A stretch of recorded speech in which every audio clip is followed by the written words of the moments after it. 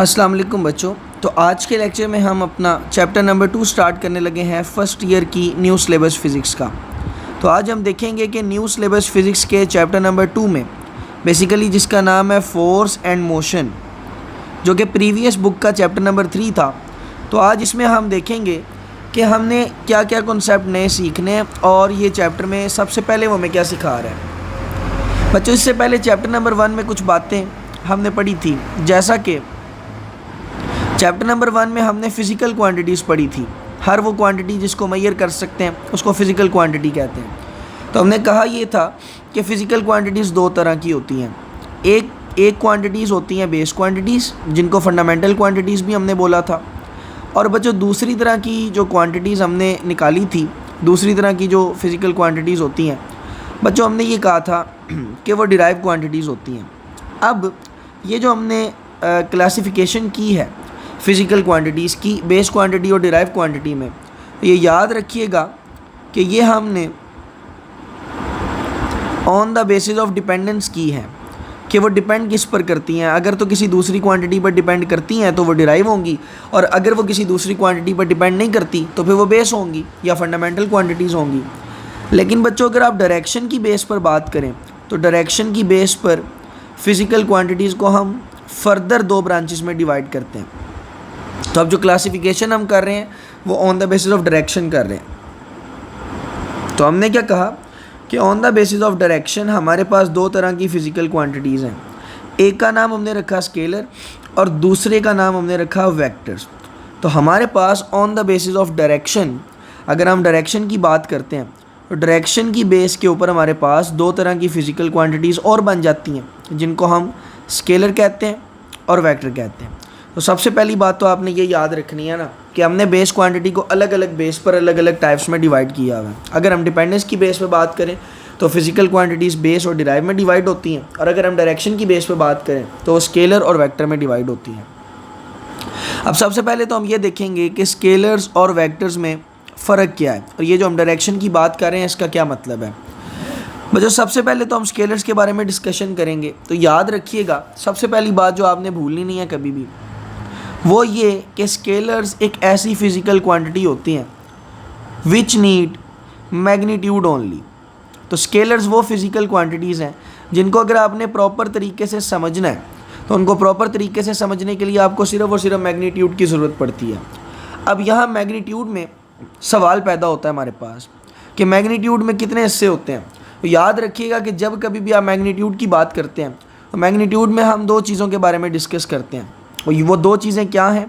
तो याद रखिएगा कि जब भी मैग्नीट्यूड की बात होती है तो सबसे पहले हम वैल्यू को डिस्कस करते हैं, और उसके साथ साथ हम देखते हैं कि what will be the unit. तो हम मैग्नीट्यूड के साथ साथ, मैग्नीट्यूड में जब भी बात करते हैं तो मैग्नीट्यूड में हम वैल्यू के साथ साथ यूनिट को भी डिस्कस करते हैं। ये बात आपने याद रखनी है। मैं आपको इसकी एक मिसाल देता हूँ। मैंने अभी आपको ये बोला कि आपके पास जो स्केलर्स होते हैं उनको सिर्फ और सिर्फ मैग्नीट्यूड की ज़रूरत होती है। मिसाल के तौर पर मैस एक स्केलर क्वांटिटी है, और ये बात मुझे कैसे पता चली। लेट्स से कि किसी चीज़ का मैस 2 किलोग्राम है। तो आप यहाँ पर अगर गौर करें तो मैंने सिर्फ ये 2 बताया जो कि एक वैल्यू है, एक नंबर है, और साथ मैंने ये किलोग्राम बताया जो कि एक यूनिट है। अगर मैं ये दोनों बातें बता देता हूँ तो आपको बात समझ में आ जाती है, आपको किसी भी तरह की कन्फ्यूजन नहीं रहती, यानी आपको डायरेक्शन बताने की कोई ज़रूरत नहीं पड़ती। तो इसलिए स्केलर जो है उनके पास सिर्फ और सिर्फ मैग्नीट्यूड होता है, उनको डायरेक्शन बताने की ज़रूरत ही नहीं होती। बिल्कुल इसी तरह अगर मैं किसी चीज़ की लेंथ नापता हूँ, लेट्स से कि मैं एक पेज की लेंथ नापता हूँ और वो लेंथ 12 सेंटीमीटर आती है, तो यहाँ पर भी वही सिनेरियो है। ये जो 12 है ये मेरे पास वैल्यू है, और ये जो सेंटीमीटर है ये मेरे पास यूनिट है। मुझे यहाँ पर भी डायरेक्शन की ज़रूरत नहीं पड़ी। तो याद रखिएगा कि स्केलर वो होते हैं जिनको मैग्नीट्यूड की ज़रूरत होती है, सिर्फ डायरेक्शन की ज़रूरत नहीं होती। और मैग्नीट्यूड में दो चीज़ें आती हैं, एक वैल्यू और दूसरा यूनिट। दूसरी बात जो आपने स्केलर्स में याद रखनी है वो ये कि scalars do not need a direction. अगर आपने कभी भी स्केलर्स को समझना है तो स्केलर्स को समझने के लिए डायरेक्शन की ज़रूरत नहीं होती। Scalars do not need a direction. Scalars को समझाने के लिए, इंटरप्रेट करने के लिए किसी भी सूरत में डायरेक्शन की ज़रूरत नहीं होती। एक एंट्री टेस्ट का पॉइंट और वैसे भी एक शॉर्ट MCQ पॉइंट याद रख लीजिएगा, और वो ये कि ऑल बेस क्वांटिटीज़ आपके पास जितनी भी बेस क्वांटिटीज़ हैं, जो कि टोटल 7 हैं, तो याद रखिएगा वो स्केलर होती हैं। तो आप जितनी भी बेस क्वांटिटीज़ की बात करते हैं वो स्केलर होती हैं। All base quantities are scalar. अब बेस क्वांटिटीज़ कौन कौन है हमारे पास, तो उसमें भी बात याद रखिएगा कि सबसे पहले तो हमारे पास बेस क्वांटिटी में आते हैं मास, फिर हमारे पास बेस क्वांटिटी आती है लेंथ, फिर हमारे पास बेस क्वांटिटी आती है टाइम, फिर हमारे पास बेस क्वांटिटी आती है टेम्परेचर। तो ये चारों जो बेस क्वांटिटीज़ हैं ये स्केलर हैं। बच्चों उसके बाद हमारे पास एक बेस क्वांटिटी आती है अमाउंट ऑफ अ सब्सटेंस, यानी किसी भी मटेरियल की अमाउंट, नंबर ऑफ पार्टिकल्स या नंबर ऑफ मोल्स वगैरह। ये भी आपके पास स्केलर क्वांटिटी है, क्योंकि ये कौन सी क्वांटिटी है, बेस क्वांटिटी है। तो जो भी बेस क्वांटिटी होगी वो आपके पास वो स्केलर होगी, याद रखिएगा। उसके बाद हमारे पास यहाँ पर इलेक्ट्रिक करंट आता है। इलेक्ट्रिक करंट में एक इख्तलाफ है लोगों में, कुछ लोग इसको टेंसर कहते हैं और कुछ लोग इसको स्केलर कहते हैं। लेकिन जो लोग इसको टेंसर कहते हैं वो इसलिए कहते हैं क्योंकि उनको टेंसर की समझ नहीं होती। ये टेंसर ऑफ ज़ीरो रैंक है, और जो ज़ीरो रैंक का टेंसर होता है वो स्केलर ही होता है। तो इलेक्ट्रिक करंट आपके पास एक स्केलर है, ये याद रखिएगा। और आखिरी बच्चों हमारे पास जो बेस क्वांटिटी होती है वो होती है इंटेंसिटी ऑफ लाइट। तो जो इंटेंसिटी ऑफ लाइट है, चूँकि वो भी एक बेस क्वांटिटी है, तो वो भी आपके पास स्केलर होती है। जब मैं बच्चों को ये बात बताता हूँ तो अक्सर बच्चे ये सोचने लग जाते हैं कि सिर्फ बेस क्वांटिटीज ही स्केलर होती हैं, लेकिन ऐसा नहीं है। ये ट्रिक है कि सारी बेस क्वांटिटी स्केलर होती हैं, लेकिन कुछ डिराइव क्वांटिटीज़ भी स्केलर होती हैं। जैसे कि प्रेशर स्केलर क्वांटिटी है, लेकिन वो डिराइव क्वांटिटी है। बिल्कुल इसी तरह आपने याद रखना है कि आपके पास अगर आप देखें तो आपके पास जो स्पीड है वो भी एक डिराइव क्वांटिटी है, और स्पीड एक डिराइव क्वांटिटी है, लेकिन वो स्केलर है, उसके बाद डायरेक्शन नहीं होती। तो ये बातें आपने याद रखनी है। चलें अब हम आगे की डायरेक्शन में मूव करते हैं। स्केलर्स के ऊपर हमने सारी डिस्कशन अपनी कंप्लीट कर ली। अब हम बात करते हैं वेक्टर्स के ऊपर। अच्छा, स्केलर्स के बारे में मैं आपको एक और बात बताना चाहूँगा ताकि आपका ये भी कॉन्सेप्ट एक दफ़ा ही फाइनलाइज हो जाए। और वो क्या, वो ज़रा याद रखिएगा, वो ये कि स्केलर्स कैन बी एडिड और सब्ट्रैक्टेड, यानी स्केलर को हम ऐड और सब्ट्रैक्ट कर सकते हैं। कैसे, तो याद रखिएगा, स्केलर कैन बी एडिड और subtracted bye simple arithmetic rules. अगर आप मैथमेटिक्स के सिंपल रूल्स लगाएं तो आप स्केलर्स को ऐड या सब्ट्रैक्ट कर सकते हैं। मिसाल के तौर पर अगर आपके पास किसी जगह पर 2 किलोग्राम चीनी है, मैथ्स की बात कर लेते हैं, 2 किलोग्राम चीनी पड़ी हुई है, और आप उसी शॉपिंग बैग में 3 किलोग्राम चीनी और डाल देते हैं, तो आपके उस शॉपिंग बैग में टोटल कितनी चीनी हो जाएगी, 5 किलोग्राम हो जाएगी। अगर आप गौर करें तो ये सिंपल अरिथमेटिक एडिशन है। आपने 2 + 3 किया और 2 + 3 का आंसर आपके पास 5 आ गया। तो याद रखिएगा कि जो स्केलर्स होते हैं आप उनको सिंपल अरिथमेटिक रूल से ऐड और सब्ट्रैक्ट कर सकते हैं। ये स्केलर की खास बात होती है। वेक्टर्स को नहीं कर सकते, तो इसलिए ये बात आपने याद रखनी है। अब हम बात करते हैं वेक्टर्स के बारे में।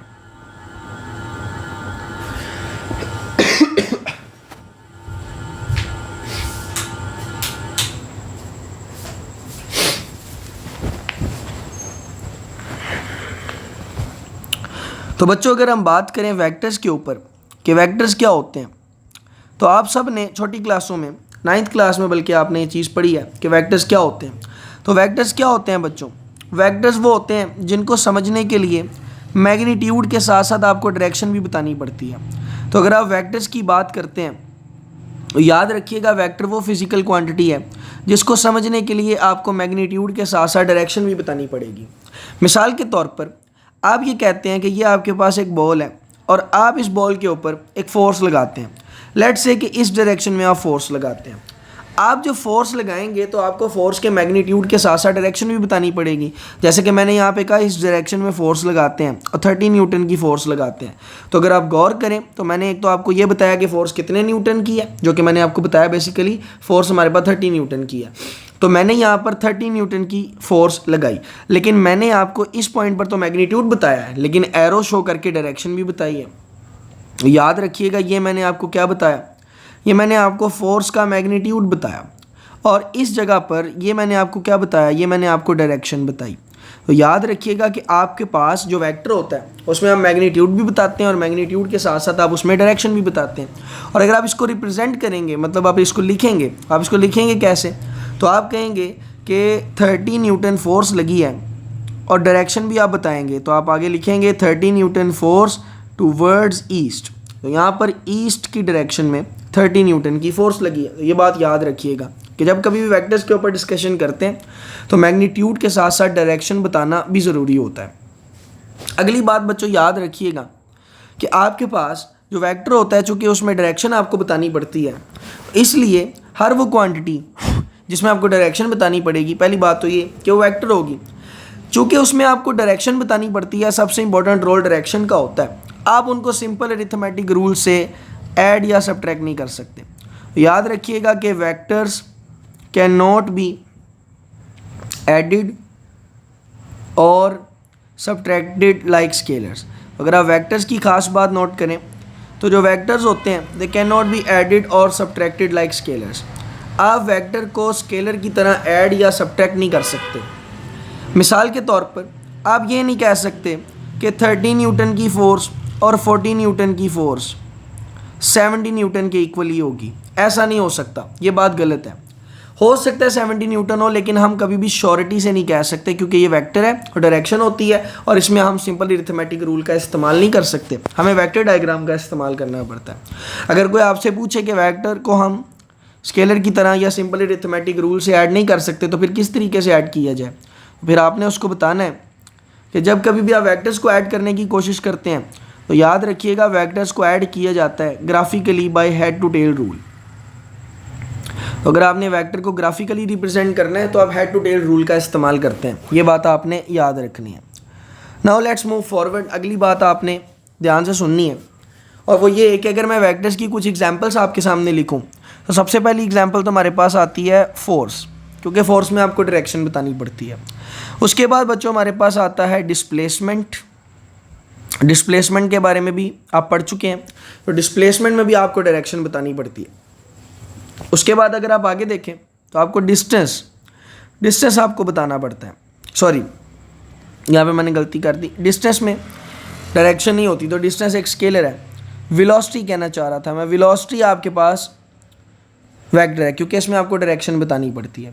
बिल्कुल इसी तरह मोमेंटम है, इम्पल्स है एंड सो ऑन, बहुत सारी क्वांटिटीज़ हैं जिसमें आपको डायरेक्शन बतानी पड़ती है।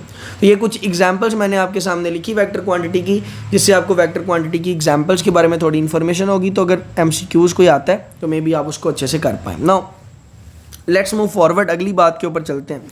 और वो अगली बात क्या है वो ज़रा आपने ध्यान से समझनी है। सबसे पहली बात तो ये कि मैं यहाँ पर आपको ये बता दूँ कि वेक्टर चूँकि स्केलर से अलग होते हैं, इनको रिप्रेजेंट करने का तरीका भी अलग होता है। वेक्टर अलग होते हैं ना स्केलर से, क्योंकि स्केलर में डायरेक्शन की ज़रूरत नहीं होती। तो अब हम पढ़ते हैं रिप्रेजेंटेशन ऑफ वेक्टर्स। अगर आपने किसी भी जगह पर वेक्टर को रिप्रेजेंट करना है तो आप वेक्टर को रिप्रेजेंट कैसे करेंगे। तो यहाँ पर याद रखिएगा कि if you want to represent a vector, आपको कुछ बातें अपने ज़हन में रखनी है। सबसे पहली बात, आप उस वेक्टर को रिप्रेजेंट कहाँ पर कर रहे हैं? क्या आप उस वेक्टर को किताब में रिप्रेजेंट कर रहे हैं, इन बुक्स? अगर तो आप उन वेक्टर को बुक्स में रिप्रेजेंट कर रहे हैं तो उसका तरीकाकार क्या है? उसका तरीकाकार ये है कि आप उनके सिंबल को बोल्ड लेटर में कन्वर्ट कर देते हैं। मिसाल के तौर पर अगर मैं बात करता हूँ फोर्स की और मैं किसी बुक में फोर्स लिखता हूँ तो मैं ऐसे बोल्ड करके लिखूँगा।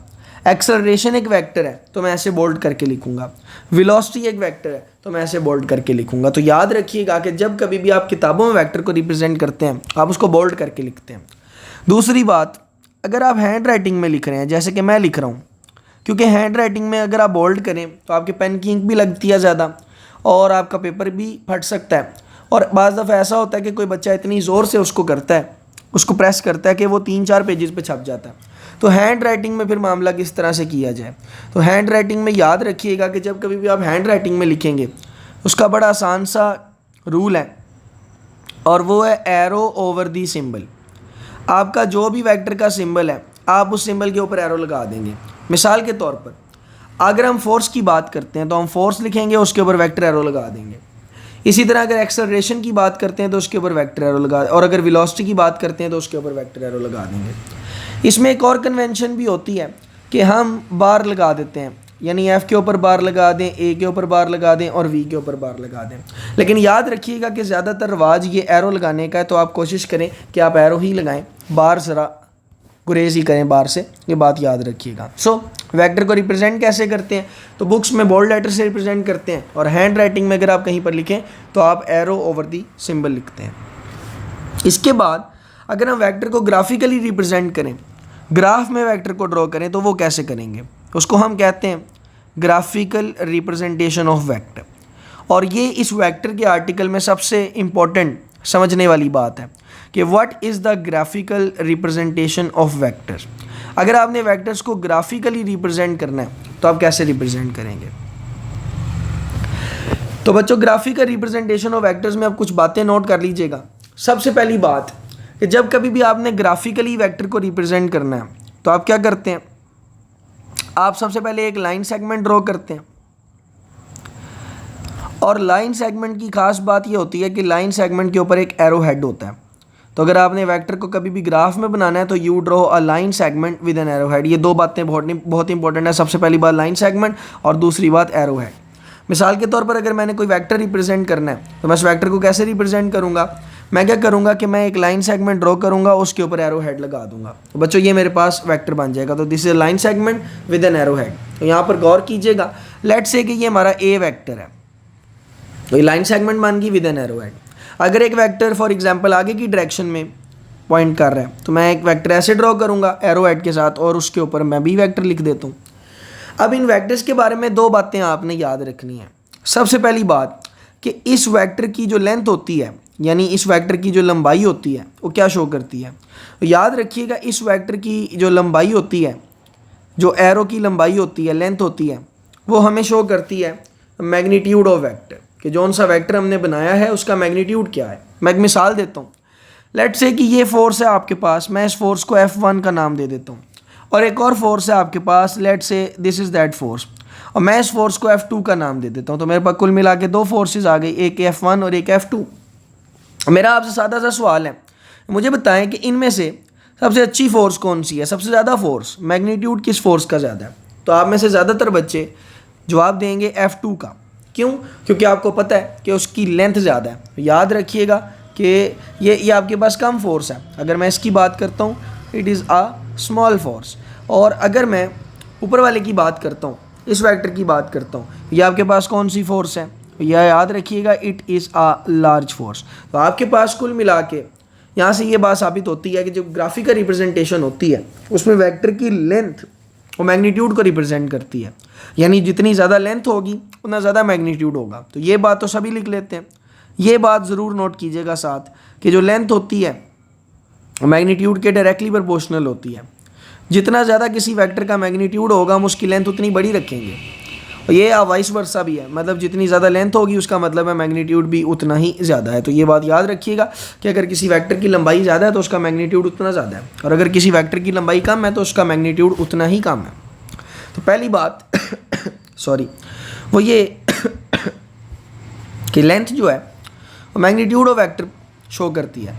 यानी आपकी लेंथ आपको ये बताती है कि आपके वेक्टर का मैग्नीट्यूड कितना है। और अगर हम लेंथ की बजाय एरो हेड की बात करें कि एरो हेड आपको किसके बारे में इंफॉर्मेशन देता है, तो एरो हेड के बारे में याद रखिएगा कि जो एरो हेड है ये आपको डायरेक्शन के बारे में इंफॉर्मेशन देता है कि आपका वेक्टर किस डायरेक्शन में पॉइंट कर रहा है। फॉर एग्जांपल अगर आप इस की बात करते हैं तो ये एरो हेड आपको ये बता रहा है कि ये राइट डायरेक्शन में, और अगर आप इसकी बात करते हैं तो ये एरो हेड आपको ये बता रहा है कि आपका वेक्टर थोड़ा सा तिरछा है, और इसी तरह ये वाला एरो हेड भी आपको यही बता रहा है। तो वेक्टर का एरो हेड आप याद रखिएगा कि आपको किसके बारे में बताता है, और डायरेक्शन के बारे में बताता है।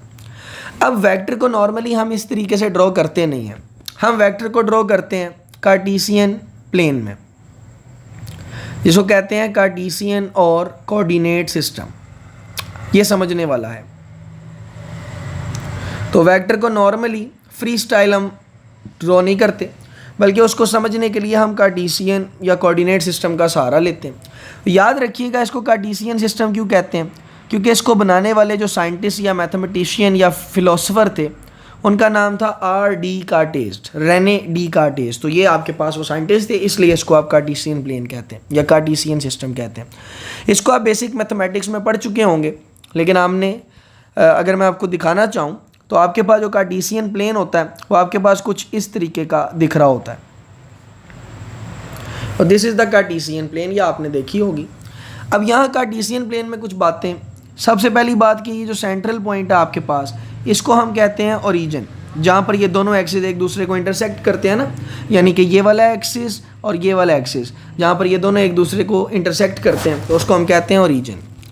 अगली बात ये याद रखिएगा कि ये जो आपके पास हॉरिजॉन्टल वाला एक्सिस है, मतलब लेटा हुआ एक्सिस है, इसको हम कहते हैं एक्स एक्सिस। तो ये वाली पूरी लाइन एक्स एक्सिस है, जबकि ये जो खड़ा हुआ एक्सिस है इस पूरी लाइन को हम वाई एक्सिस कहते हैं।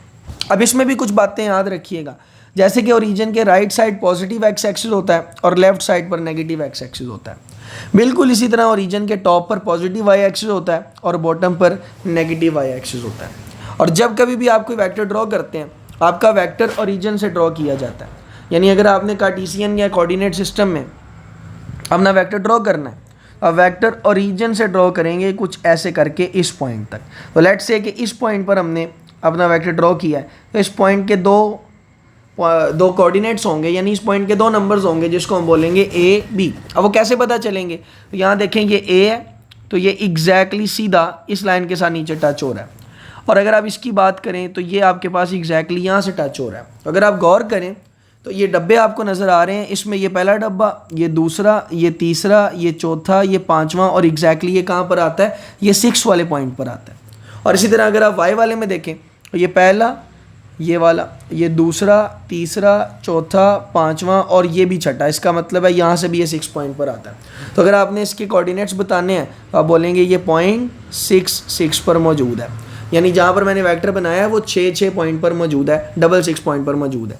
यहाँ पर एक और बात भी याद रख लीजिएगा कि जो हम पॉइंट ए बी की बात करते हैं, इसमें ये पहले वाला आपको ये बताता है कि एक्स पर कितनी वैल्यू है और दूसरे वाला ये बताता है कि वाई पर कितनी वैल्यू है। जैसे हमारी गिवन अगर हम देखें कंडीशन, तो उसमें आया P6, तो इसका मतलब है कि ये आपके पास एक्स एक्सिस पर भी कितने पॉइंट्स आ गए हैं, 6 पॉइंट, और वाई एक्सिस पर भी कितने पॉइंट आ गए, 6 पॉइंट आ गया। तो ये बात आपने याद रखनी है।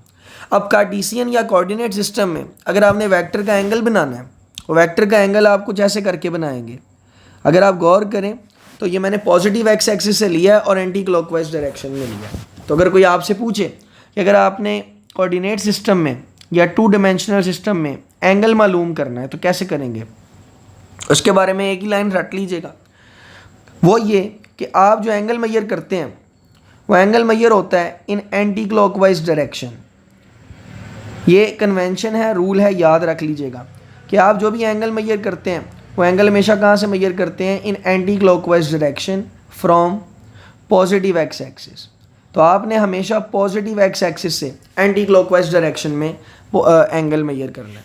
जैसे कि फॉर एग्जांपल अगर आपके पास ये एक वेक्टर बन जाता है, अब ये देखें ये दूसरे क्वाड्रेंट में आ गया, आपको पता है ना ये फर्स्ट क्वाड्रेंट होता है, ये आपके पास सेकंड क्वाड्रेंट होता है, this is the third quadrant and this is the fourth quadrant. आपने ये ज़रूर 9th क्लास की मैथमेटिक्स में या 10th क्लास की मैथमेटिक्स में पढ़ा होगा। तो आपके पास अगर आप गौर करें तो ये अब एंगल फिर से आपने पॉजिटिव एक्स एक्सिस से लेना है और एंटी क्लॉकवाइज डायरेक्शन में लेना है। अब आपका एंगल थीटा ये बनेगा।